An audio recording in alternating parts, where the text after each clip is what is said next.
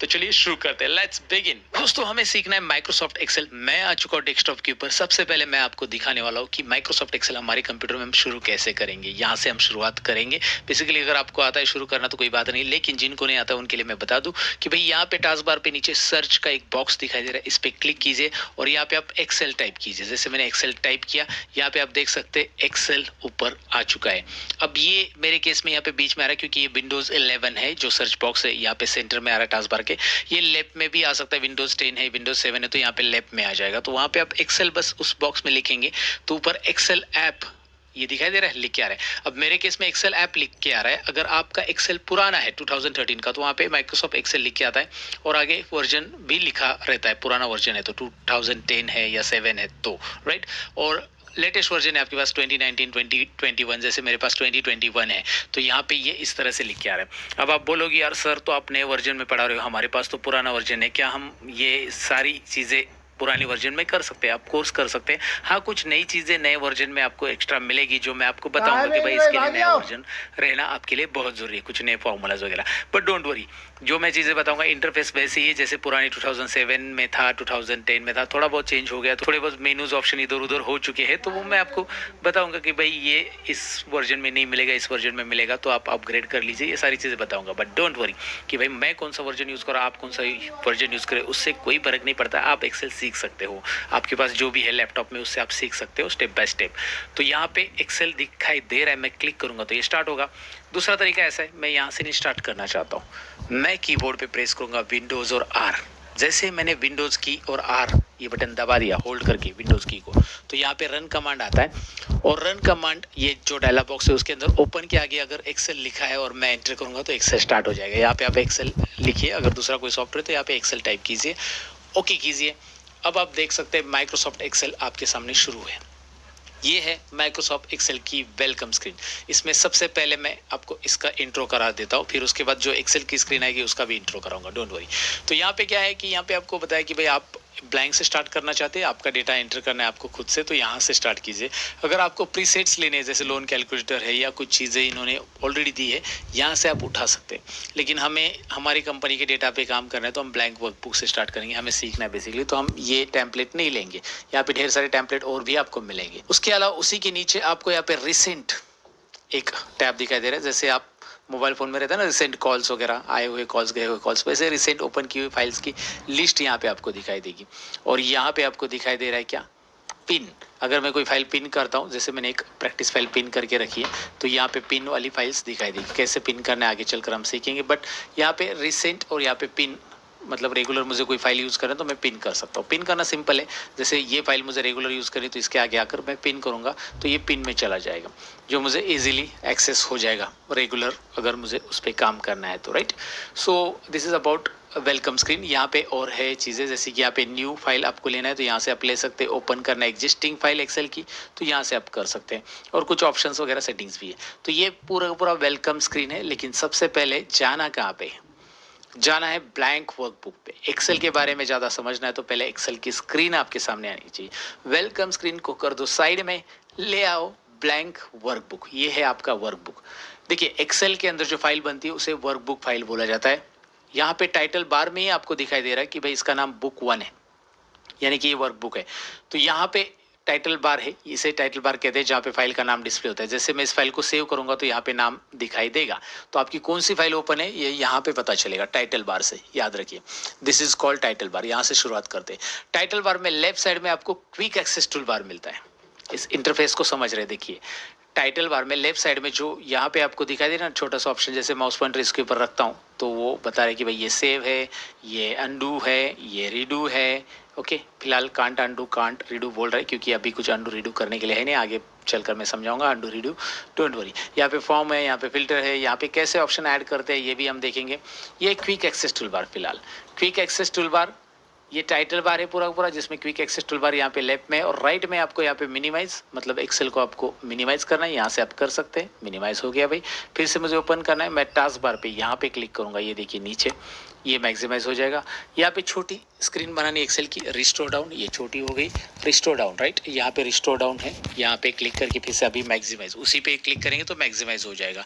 या फिर आप यहाँ पे कॉर्नर पे माउस पॉइंटर लेके आओ, जैसे लेके आओगे और छोटी हो जाएगी। ओके, जितनी विंडो छोटी करनी है आप यहाँ पे माउस पॉइंटर लेके आना है, एरो आ जाता है, याद रखिए एरो आने तक रुकना है आपको, रुकना है रुकना है रुकना है, और एरो आ गया, जैसे एरो आ गया माउस का लेफ्ट बटन दबा के रखना है, click and drag, click and drag करना है। ओके, उसके बाद यहाँ पे मैं मैक्सिमाइज करता हूँ, देखिए मैक्सिमाइज यहाँ पे हो चुका है। देखिए बहुत बेसिक सी बातें मैं बता रहा हूँ, लेकिन ये सारी चीज़ें आपको पता होनी चाहिए अगर आप है ना न्यू हो, एक्सेल के बारे में बिल्कुल नहीं जानते हैं तो।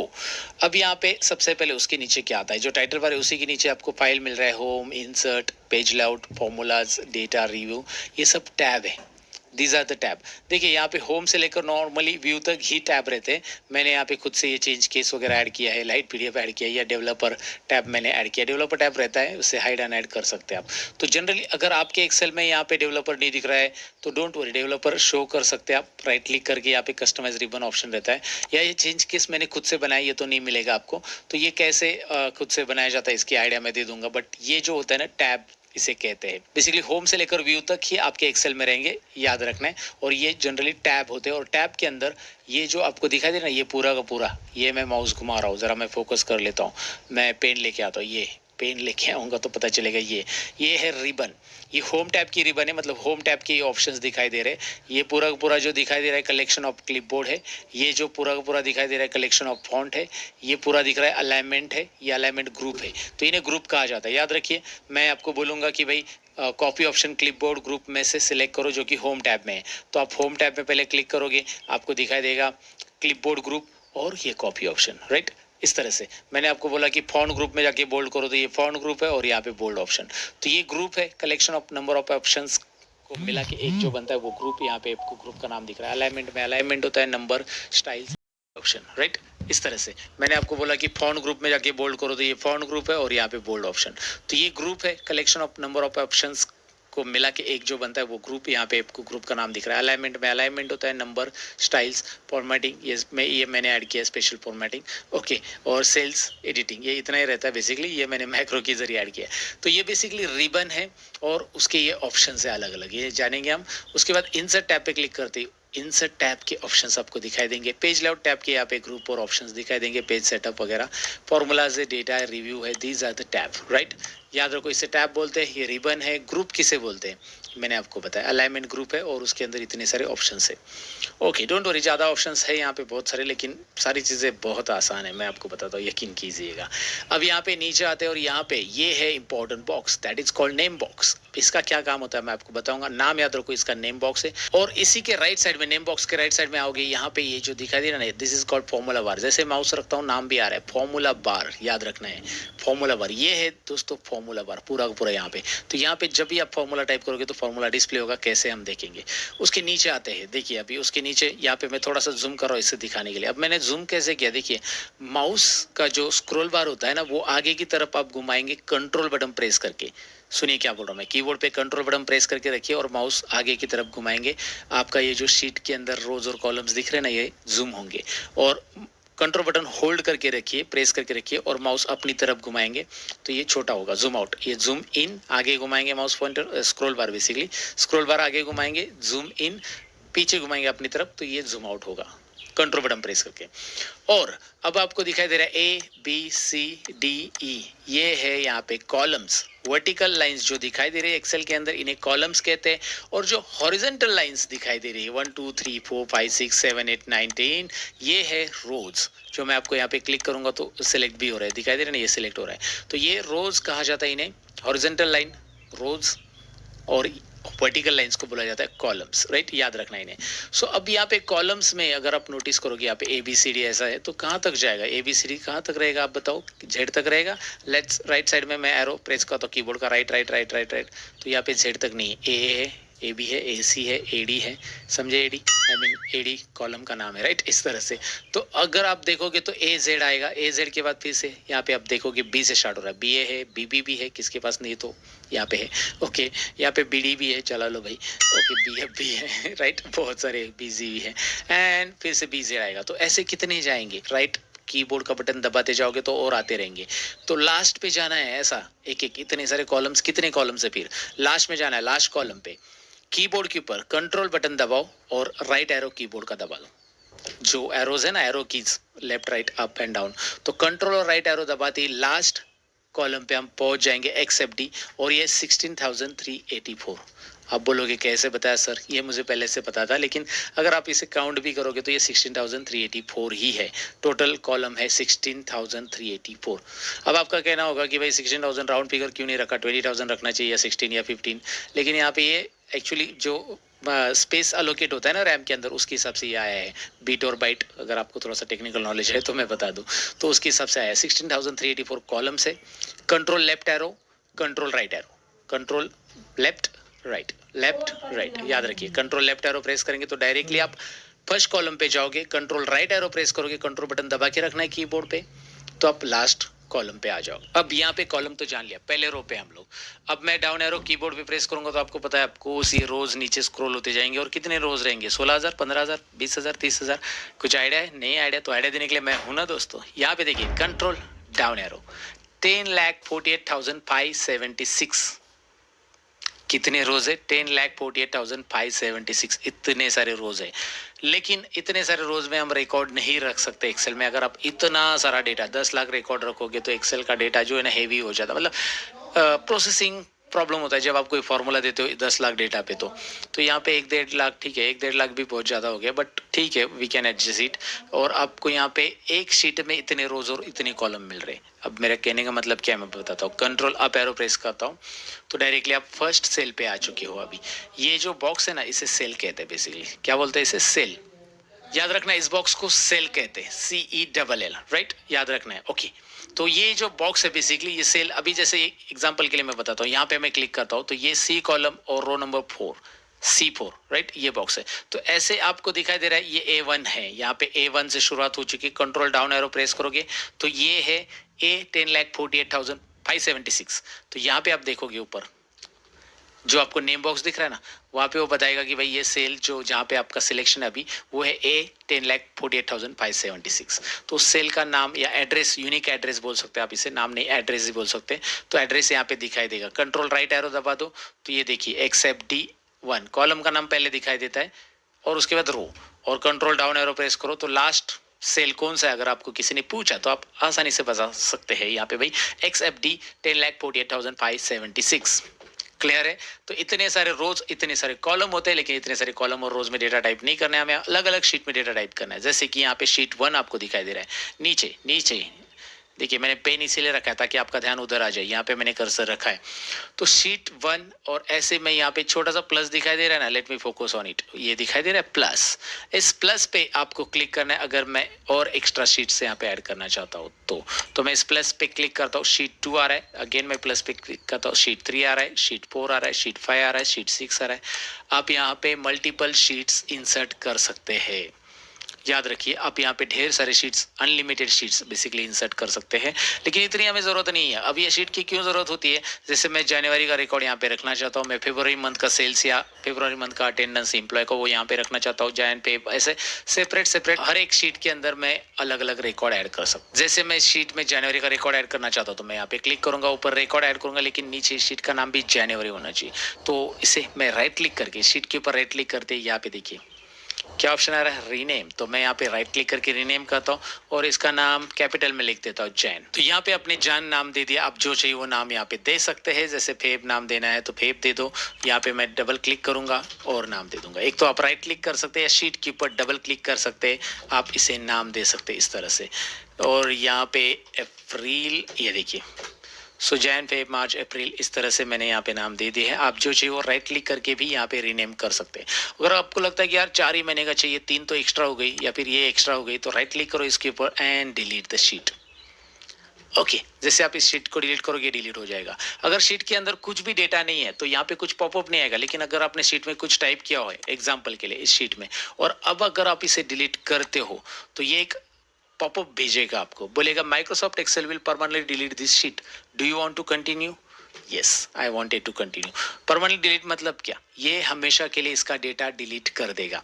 ये आप वापस डेटा को ले नहीं सकते। इस शीट के अंदर जो डेटा, ये स्पेशली इस शीट के अंदर जो आपने ये लिखा है ना, ये परमानेंट डिलीट होगा। आप कंट्रोल जेड यहाँ पे नहीं कर सकते। कंट्रोल जेड पता रहेगा आपको? नहीं पता तो बता दूं, अनडू होता है बेसिकली। आप एक्सेल में देखो, एक्सेल में आप कुछ काम करते हो, जैसे मैंने यहाँ पे कुछ काम कर दिया, जैसे कुछ नंबर्स टाइप कर ले एग्जाम्पल के लिए। अब देखिए ये नंबर्स मैंने टाइप किए और फिर मेरे से गलती से ये नंबर डिलीट हो गए।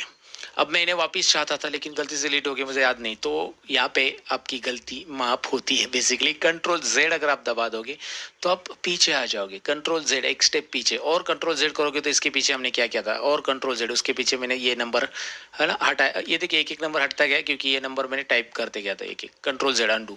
अब मैं कंट्रोल वाई करता हूँ, redo, control Y Y Y. Control Z से होता है अंडू, बैक बैक बैक, मतलब जो जो स्टेप्स आपने पहले किए थे वो सब पीछे चले जाएंगे। और रीडू वही उन्हीं स्टेप्स को रिपीट करेगा। जो अंडू किया है उसे रीडू कर सकते हैं आप।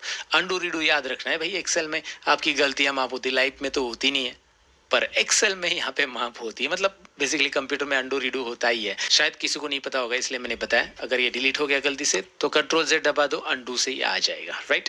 सो अंडू आपको पता चला, रीडू आपको पता चला, शीट को रीनेम करना भी पता चला और शीट को डिलीट करना भी पता चला। तो ये बोल रहेगा कि भाई जैसे आप शीट डिलीट करोगे इसमें कुछ भी लिखा है या कुछ भी चेंजेस किए वो परमानेंट डिलीट होंगे, ये अंडू नहीं होंगे। तो शीट को इस तरह से आप डिलीट कर सकते हैं। तो बेसिकली शीट आप अनलिमिटेड चाहिए जितनी इंसर्ट कर सकते हैं, ये आपको क्लियर हो चुका है। रोज क्या होते हैं, कॉलम क्या होते हैं, ये तो हमने देख लिया। अब थोड़ा सा सेल और फॉर्मूला के बारे में भी डिटेल में जानते हैं। अब जब मैंने यहाँ पे क्लिक किया, मैंने आपको बताया था कि ये सी कॉलम है और ये रो नंबर 5 है। जहाँ पे भी कॉलम और रो का इंटरसेक्शन हो रहा है उस पर्टिकुलर लोकेशन को हम सेल बोलते हैं और इसका एड्रेस यहाँ पे दिखाई देता है C5। एड्रेस बहुत इंपॉर्टेंट चीज़ है। जैसे मैंने यहाँ पे क्लिक किया तो इसका एड्रेस है E7 और मैंने ऐसा सिलेक्ट किया तो इसे बोलते हैं रेंज ऑफ सेल। जब आप मल्टीपल सेल्स एक साथ सिलेक्ट करते हैं तो भैया अभी ये एक सेल पकड़ के नहीं चलेंगे ना भैया या बहन जी जो भी है। C4 ये सेल से हम शुरुआत करेंगे। शुरुआत यहाँ से होगी C4। ये आपकी हेड सेल है जो कि व्हाइट में रहेगी हमेशा। ओके, यहाँ पे हेड सेल है। अगर आपने ऐसा सिलेक्ट किया तो ये हेड सेल ऊपर दिखाई दे रही है। अगर आपने ऐसा सिलेक्ट किया तो हेड सेल यहाँ पे दिखाई दे रही है, मतलब पहली सेल। सो B4 से हमने शुरुआत की और हमारा लास्ट सेल है F7, ओ सॉरी F8, F कॉलम और 8 नंबर रो दिखाई दे रहा है ना। तो ये है F8। तो इस पर्टिकुलर रेंज को क्या बोलेंगे हम, जो भी हम सिलेक्ट कर रहे हैं इसे इस तरह से बोलेंगे। ये B3 से अब ये है F9, तो हम यहाँ पे सपोज इसका इस तरह से रेंज लिखेंगे B3 टू F9। ये है इस तरह से रेंज ऑफ सेल बोला जाता है, इसे इससे डिफाइन किया जाता है। सो रेंज ऑफ सेल किसे बोलते हैं मैंने आपको बताया। एक सिंगल सेल है तो उसका एड्रेस बार में दिखाई देगा और रेंज ऑफ सेल जब सिलेक्ट करते हो तो ये पहला सेल ही दिखाता है एड्रेस बार में। दूसरी चीज यहाँ पे जो फॉर्मूला बार है उसका क्या काम है। अब सेल में मैं कुछ भी कंटेंट लिखूं, मैंने यहाँ पे कुछ भी कंटेंट लिखा है तो यहाँ पे कंटेंट जो मैं लिख रहा हूँ ना, जो भी नंबर्स वैल्यूज मैंने ऐड की बेसिकली, तो ये वैल्यूज यहाँ पे as it is formula bar दिखाएगा, राइट। और मैंने यहाँ पे कर्सर रखा है और मैंने यहाँ पे बोला इज इक्वल टू।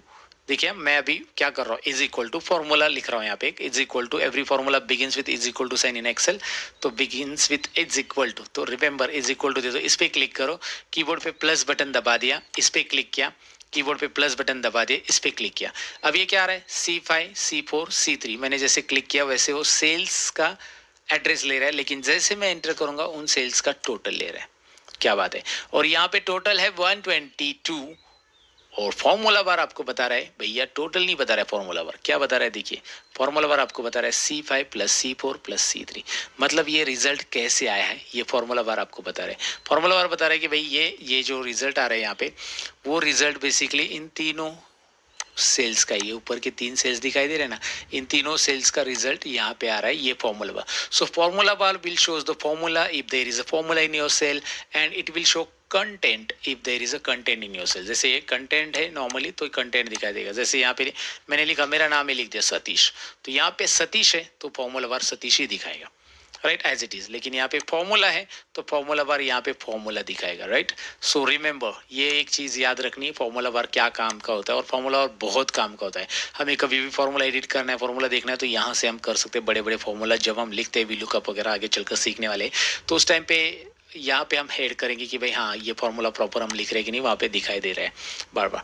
तो ये एक इंपॉर्टेंट इंफॉर्मेशन है कि भाई फॉर्मूला बार का काम क्या होता है, ये आपको यहाँ समझ में आया होगा। और एक चीज यहाँ पे याद रखनी कि जब भी आप टेक्स्ट लिखते हो तो वो लेफ्ट अलाइनमेंट में आएगा और नंबर लिखते हो तो राइट अलाइनमेंट आएगा, क्योंकि एक्सेल ऑटोमेटिक डिटेक्ट करता है कि भाई ये नंबर है और ये टेक्स्ट है और आप टेक्स्ट और नंबर को ऐड नहीं कर सकते। मतलब is equal to this plus this, ये होगा क्या, बिल्कुल नहीं होगा और ये एरर बताएगा। तो ये एरर भी बताता है कि भाई आपका भाई आपने क्या कुछ तो गड़बड़ कर दी, मुझे कुछ समझ में नहीं आ रहा है, ये वैल्यू एरर बता रहा है। और यहाँ पे क्लिक करोगे तो आप इसे इग्नोर वगैरह भी कर सकते हैं एरर को। फिलहाल मैं आपको बताऊँ कि यहाँ पे अगर आप नंबर भी टाइप करते हो दोबारा तो ये एरर हट जाएगा और इसकी टोटल यहाँ पे ले लेगा एक्सेल, तो ये ऑटोमेटिक अपडेट होता है। तो बेसिक चीज़ें जो होती है ना वो आपको पता होनी चाहिए, इसलिए ये पहले फंडामेंटल है जिसमें आपको मैं इंट्रोडक्शन दे रहा हूँ सारी चीज़ें कि भाई क्या कैसे होता है, फॉर्मूला बार क्या होता है, ये बेसिकली नेम बॉक्स क्या होता है और बहुत सारी चीज़ें। अब यहाँ पे नीचे हम आएंगे तो यहाँ पे नीचे आपको एक रेडी बटन दिखाई दे रहा है, ये मैक्रो यहाँ पे रिकॉर्डिंग का बटन दिखाई दे रहा है जो आगे चलकर सीखेंगे। राइट साइड में यहाँ पे आपको कुछ ग्रिड वगैरह जूमिंग का ऑप्शन भी दिखाई दे रहा है, जूमिंग यहाँ से आप जूम कर सकते हैं, यहाँ से आप जूम आउट कर सकते हैं। सो जूम आउट जूम इन दोनों भी ऑप्शन यहाँ पे दिए है। यहाँ पे आप क्लिक करोगे, नॉर्मल जूमिंग 100 रखना है, मैक्सिमम आप 400 तक लेके जा सकते हैं एक्सेल में, नॉर्मली याद रखो ये, और ये 100 है। जूमिंग आप कंट्रोल बटन दबा के कीबोर्ड के ऊपर माउस का स्क्रॉल बटन आगे की तरफ घुमाओ, जूम इन होगा, कंट्रोल बटन दबा के अपनी तरफ माउस का स्क्रॉल बटन घुमाओ, ये मैंने पहले भी बताया था। तो यहाँ पे जूम इन जूम आउट है। साथ में अगर यहाँ पे मैं कोई नंबर लिखता हूँ, ध्यान से देखिए, यहाँ पे मैंने जो नंबर लिखा है इन तीनों सेल्स को मैं सिलेक्ट करता हूँ तो इनकी कुछ चीज़ें यहाँ पे दिखाई देगी इस बार पे पर, ये स्टेटस बार है बेसिकली, याद रखिए छोटा सा। यहाँ पे बता रहे हैं कि ये तीनों नंबर का एवरेज है 69, काउंट 3 नंबर है और टोटल है 208, राइट। यहाँ से आप इजीली किसी भी सिलेक्टेड नंबर की टोटल ले सकते, फिर वो कितने भी नंबर हो, 3 क्या इधर 100 नंबर भी हो, कितने भी नंबर हो अलग अलग रेंज में, उन सभी की वो टोटल बताएगा। जैसे मैंने यहाँ पे ढेर सारे नंबर लिए और इनको सिलेक्ट किया तो जहाँ जहाँ नंबर है वो टोटल नंबर काउंट कितने हैं उनका एवरेज निकालेगा और उसकी टोटल भी, जरा जूम करने दो मुझे, और उसकी टोटल भी बताएगा। दिखाई दे रहा है आपको। सो इस तरह से ये चीजें होती है। स्टेटस बार यहाँ पे अवेलेबल रहता है और ये अलग अलग लेआउट है, बेसिकली एक्सेल के लेआउट है। ये मैं क्लिक करूंगा तो ऐसे ये हम लोग प्रिंटिंग एक्सेल जो सेटिंग है उसी में देखेंगे। तो एक्सेल का ओवरव्यू मुझे देना था कि भाई एक्सेल के अंदर क्या क्या चीज़ें कैसी होती है, शीट किसे कहा जाता है, वर्कबुक किसे कहते हैं, बेसिकली ये वर्कबुक है। और एक्सेल के अंदर रोज किसे कहते हैं, ये रोज है, राइट। कितने सारे रोज है आपको पता है। यहाँ पे ये कॉलम्स है, यहाँ पे कॉलम्स आपको पता है एक्सेल के अंदर के सारी चीजें मैंने बताई दी। तो यहाँ पे हमने ढेर सारी चीजें इंट्रोडक्शन पार्ट में सीख ली है। अब एक्सेल की फाइल सेव करना है तो कैसे करना है, एक लास्ट ऑप्शन हम देखने वाले। यहाँ पे मैंने कुछ कंटेंट टाइप कर दी है, सपोज मैं आ चुका हूँ और यहाँ पे मैंने कुछ कंटेंट टाइप कर दिया, सीरियल नंबर वगैरह है, ऐसा कुछ लिखा है। और अब इस फाइल को सेव करना है तो सेव करने के लिए आप कीबोर्ड पे ऊपर कंट्रोल-S बटन दबा दीजिए। कंट्रोल-S बटन दबाते ही ये डायलॉग बॉक्स आता है। वो पूछ रहा है कि आपको सेव कहाँ पे करना है, तो आप यहाँ पे जो रिसेंट यूज फोल्डर है उन्हें ले सकते हैं या फिर आप ब्राउज में जाकर अपना कोई एक फोल्डर यहाँ पे सिलेक्ट कर सकते हैं कि भाई मुझे डी ड्राइव में सेव करना है, नहीं भाई मुझे डेस्कटॉप पे जाना है, डेस्कटॉप पे सेव करना है, चलो डेस्कटॉप पे कर लेते हैं। और यहाँ पे फाइल का नाम देना है, लुक एट देयर, फाइल का नाम देना है कि भाई इसमें मैं डेटा एंट्री कर रहा हूँ तो data entry, important data entry, कुछ भी फाइल का नाम दे दो। यहाँ पे आपका वर्कबुक एक्सटेंशन रहेगा, एक्सेल फाइल का एक्सटेंशन होता है .xls x, याद रखिए .xls एक्सेल फाइल का एक्सटेंशन। तो ये आपको एग्जाम में पूछा जाता है, एक्सेल से रिलेटेड या इंटरव्यू में पूछा जा सकता है। आपको याद रखना है कि एक्सेल की फाइल .xlsx होती है और मैं इसे सेव करता हूँ। अगर मैं इसे सेव करता हूँ इस फाइल को और मैं यहाँ से इसे क्लोज करता हूँ अभी, तो ये सेव है डेस्कटॉप के ऊपर। आपकी डेटा एंट्री ये देखिए ऊपर आ चुका है, डेटा एंट्री .xlsx। तो ये एक्सेल की फाइल है। एक्सटेंशन हर एक सॉफ्टवेयर का होता है उस फाइल को आइडेंटिफाई करने के लिए। आप किसी को भी इंटरनेट पे फाइल भेजते हो तो एक्सटेंशन से पता कर सकते हैं भाई हाँ .xlsx मतलब मुझे एक्सेल इंस्टॉल रहना चाहिए इस फाइल को ओपन करने के लिए मेरे पास, राइट। तो .xlsx वैसे वर्ड का होता है .docx, पावर पॉइंट का होता है PPTX। तो ऐसे एक्सटेंशन याद रखना बहुत जरूरी है आपके लिए। तो फिलहाल इंट्रो पार्ट में आपको फाइल सेव करना भी मैंने बता दिया, आपको बहुत सारी चीज़ें यहाँ पे मैंने ओवरऑल क्लियर कर दी है कि भाई एक्सेल के अंदर काम करते समय आपको क्या क्या चीज़ें ध्यान में रखनी है। अब कुछ शॉर्टकट कीज़ यहाँ पे याद रखना है। एक्सेल को मुझे बंद करना है, यहाँ पे देखिए एक्सेल चालू है मेरी फाइल, मैं Ctrl+W अगर प्रेस करता हूँ तो एक्सेल बंद नहीं होगा, लेकिन एक्सेल का जो वर्कबुक मैंने ओपन करके रखा था ना, मेरा वर्कबुक जो मैंने डेटा एंट्री फाइल ओपन की थी वो बंद है, लेकिन एक्सेल चालू है। तो अगर मुझे मेरा वर्कबुक फिर से ओपन करना है तो कीबोर्ड पे Ctrl+O बटन दबा दो। ओ बटन दबाते ही ओपन आ रहा है और ओपन में वो बोल रहा है कि आपका वर्कबुक ये देखिए टुडे आज ओपन किया ना मैंने, रिसेंट यूज में दिख रहा है मेरे को, राइट। तो मैं यहाँ पे डेटा एंट्री पे क्लिक करूंगा और इसे ओपन करूंगा। या फिर यहाँ पे मेरा वर्कबुक है ही नहीं तो मैं ब्राउज में जाऊंगा और ढूंढूंगा कि भाई मेरा वर्कबुक कौन से फोल्डर में, डेस्कटॉप पे है, डाउनलोड्स में, जहाँ पे भी है वहाँ पे जाकर मैं इसे सिलेक्ट करूंगा। जैसे मैंने डेस्कटॉप पे सिलेक्ट किया, ओपन किया, ये ओपन हो गया। सो Ctrl+W क्लोज, Ctrl+O ओपन यहाँ पे याद रखना है। और आपको लगता है कि यार नहीं नहीं मुझे कंट्रोल डब्ल्यू वगैरह नहीं करना है, चलो आपने ओपन तो कर लिया, यहाँ पे कंट्रोल ओपन कर लिया, लेकिन मुझे डायरेक्टली ये सॉफ्टवेयर ही बंद करना है, मुझे ये फाइल क्लोज नहीं करनी बस। तो पूरा का पूरा सॉफ्टवेयर बंद करने के लिए अल्ट F4 दबा देना कीबोर्ड के ऊपर, राइट। कंट्रोल डब्ल्यू से बस वो फाइल क्लोज होती थी, अल्ट F4 से पूरा का पूरा सॉफ्टवेयर यहाँ पे क्लोज हो जाएगा, राइट। राइट कॉर्नर पे आप क्लोज पे क्लिक करके भी क्लोज होता है, लेकिन ये एक मैंने आइडिया दिया। सो आपको फाइनली पता चला है कि एक्सेल स्टार्ट कैसे करते हैं, बंद कैसे करते हैं, फाइल ओपन कैसे करते हैं, फाइल सेव कैसे करते हो, और एक्सेल का इंटरफेस मैंने बता दिया। कुछ भी चीज़ें ऐसा लगता है कि नहीं समझा तो आप थोड़ा सा रिवाइज करो, वीडियो है ना भाई, तो आप जितनी बार चाहिए उतनी बार रिवाइज करो। स्टेप बाय स्टेप चीज़ें हम सीखते जा रहे हैं। Next part